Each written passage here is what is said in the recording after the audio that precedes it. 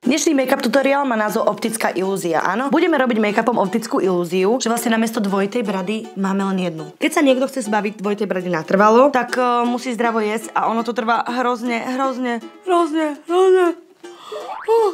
dlho. A napríklad tento make-up tutoriál trvá len hodinu. Čiže keď to dáme na misku váh, tak vlastne...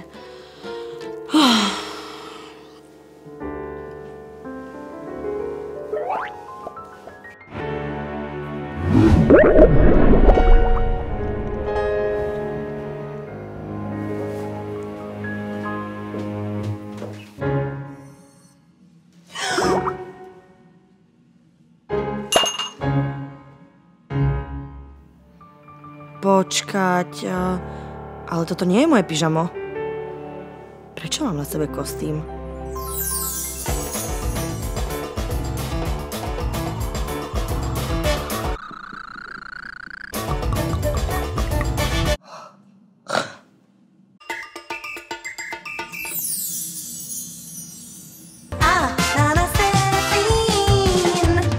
Ty kokos, mne tá zlatá brutálne pristane.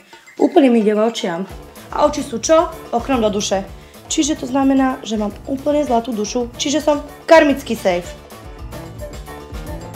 Inak troška vyzerám jak ananás. No ale to už nemôžem byť Evelyn.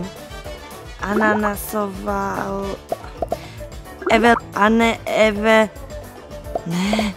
Ananáselin. To je ono. Ahoj, moje meno je Ananáselin. Teší ma. Ahoj, ty sa voláš Jana? Pekné meno.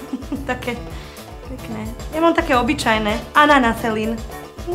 A na scénu prichádza Ananáselin.